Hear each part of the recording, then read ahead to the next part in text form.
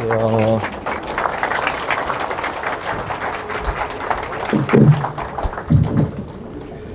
안녕하세요. 국민의힘 청년 최고위원회 했던 장해찬입니다. 다시 인사드리겠습니다.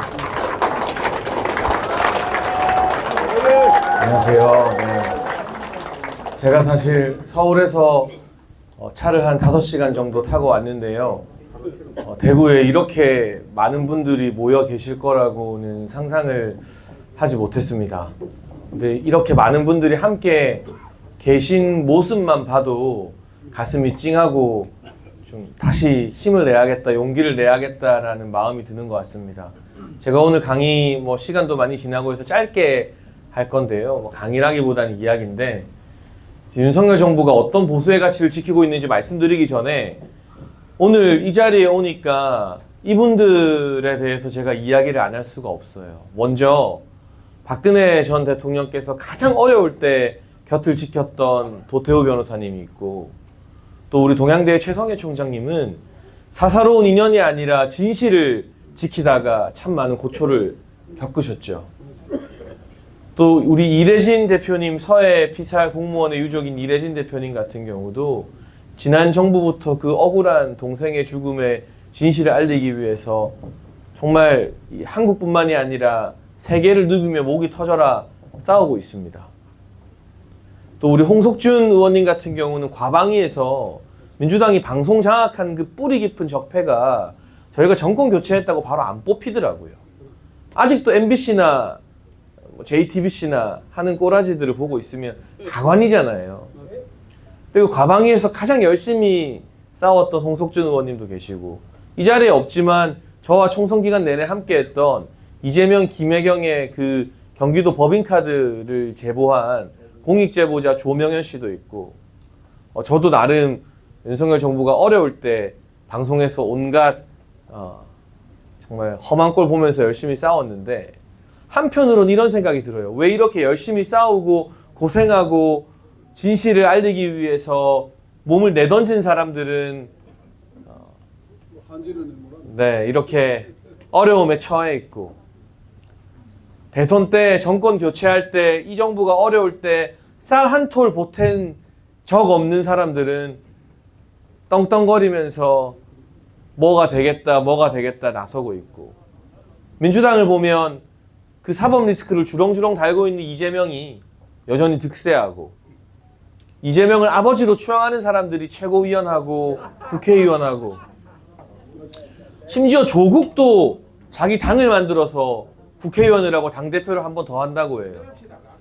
대법원 선고만 나오면 이제 징역 2년이 확정될 조국마저도. 우리 당 안에서도, 국민의힘이라는 정당 안에서도요, 정말 눈치만 보는 기회주의자와 배신자들이 득세하는 꼴을 보면, 그러면서 도태우와 장해찬이라는 TK와 PK의, 제가 제 입으로 이런 말 해서 좀 그렇습니다만, TK와 PK에서 현역 의원 상대로 경선에서 이긴 사람이 몇 명이나 됩니까, 솔직히.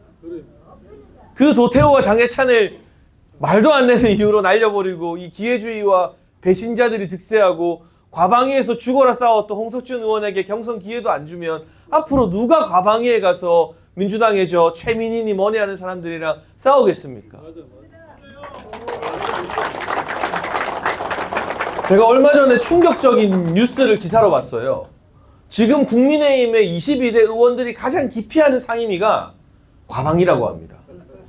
그래서 기자 출신, 앵커 출신, 번드르르한 사람들 이번에 초선으로 많이 뽑았는데, 그 사람들 다 과방위 안 간다고 해서 어디 갔나 보니까 다 문체위가 있어요. 그 문체위가 나쁜 상임이라는 게 아니라 별로 싸울 일이 없죠, 거기는.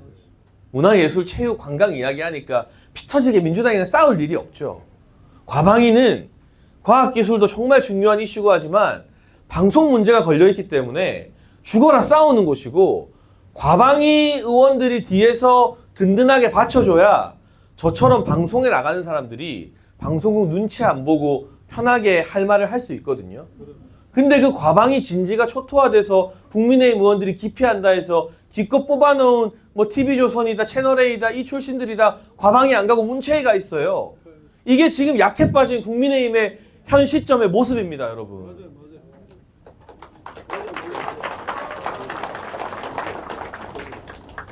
이렇게 제가 좀 힘 빠진 이야기를 했지만 제가 그 목사님 아들이거든요.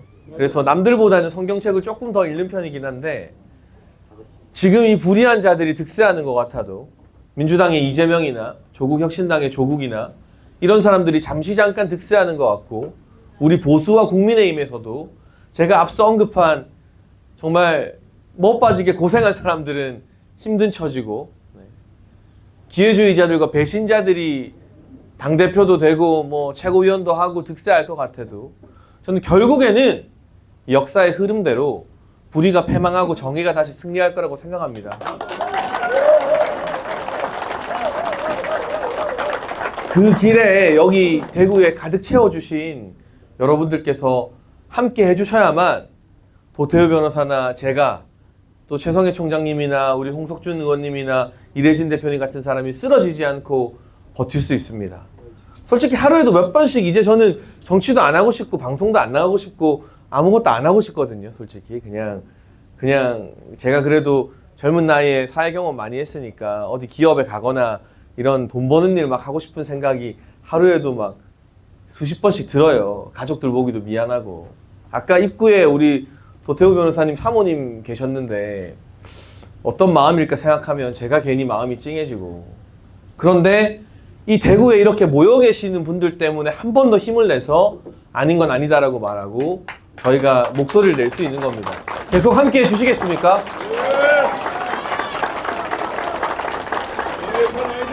저도 선진 변호사 협의회 정회원으로 가입을 했거든요. 지난달에 도 변호사님 만나서.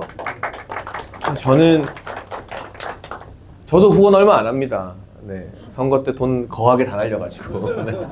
그렇지만 액수보다 우리가 함께 한다는 그 마음, 한 달에 1,000원이라도 함께 한다는 그 마음이 저는 중요하다고 생각을 하고요. 윤석열 정부가 정말 뚝심 있게 보수의 가치를 많이 지키고 있습니다. 저는 이명박 전 대통령님도 박근혜 전 대통령님도 존경하지만 그 두 분도 사실 민노총이라는 거대한 이 폭력적인 세력과는 전면전을 불사하진 않았거든요. 왜냐하면 너무 피곤해지니까. 그런데 민노총의 불법 파업이나 폭력 시위, 특히 건설 노조에 자기들이 공사장 일도 안 하면서 무슨 깡패들이 상납금 받는 것처럼 이렇게 상납금 받는 문화를 뿌리 뽑은 최초의 대통령이 누굽니까? 윤석열 대통령입니다.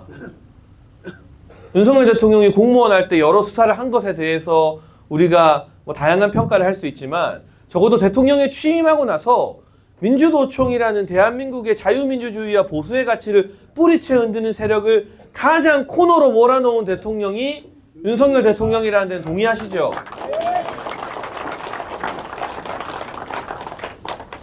그래서 우리가 뉴스를 보면 정말 뭐 이재명 때문에 조국 때문에 속 시끄럽지만 민노총이 파업한다는 뉴스를 이렇게 오랫동안 안 보고 그냥 넘어간 적이 또 있어요? 별로 없죠? 그러니까 저는 그것만으로도 윤석열 대통령이 얼마나 외로운 싸움을 하면서 보수의 가치를 지키고 있는지 생각하게 되는 것이고요.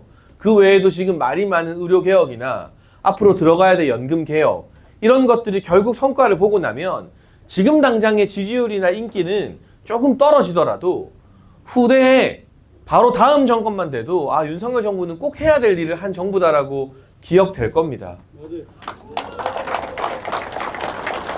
지지율 올리고 유지하는 건 되게 쉬워요. 돈 많이 쓰면 돼요.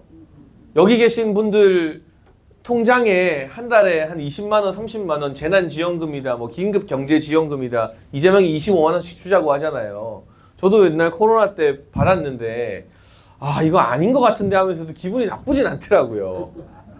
근데 그 돈 어디다 썼는지는 기억도 안 나는데 그러면 인기 올라가고 지지율 유지되죠.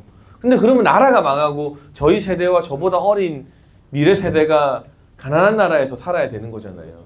그러니까 인기가 없어도 당장 지지율이 떨어져도 의료개혁, 연금개혁, 불법 노조개혁 해내고 있는 보수의 가치를 지키고 있는 윤석열 정부입니다.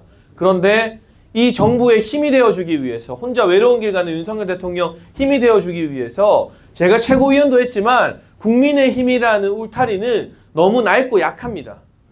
언제든지 부러져요. 그래서 국민의힘을 좋은 정당으로 만들고 강한 정당으로 만든 것도 중요하지만 외곽에서 자발적으로 모인 시민들이 보수의 가치를 지키고 국민의힘이 또 배신하려고 할 때 또 기회주의적으로 눈치 살살 볼 때, 기껏 정권 교체 해놨더니 뭐 김경률을 금감원장 시킨다고 하질 않나, 뭐 진중권 교수한테 총선 끝나자마자 제일 미안하다고 반성문을 보내질 않나, 이런 모습을 보일 때 이 외곽에서 모인 우리 애국 시민 여러분이 보수의 가치를 함께 지켜줘야 국민의힘이라는 울타리도 정신 차리고 더 단단해지는 겁니다. 동의하시죠?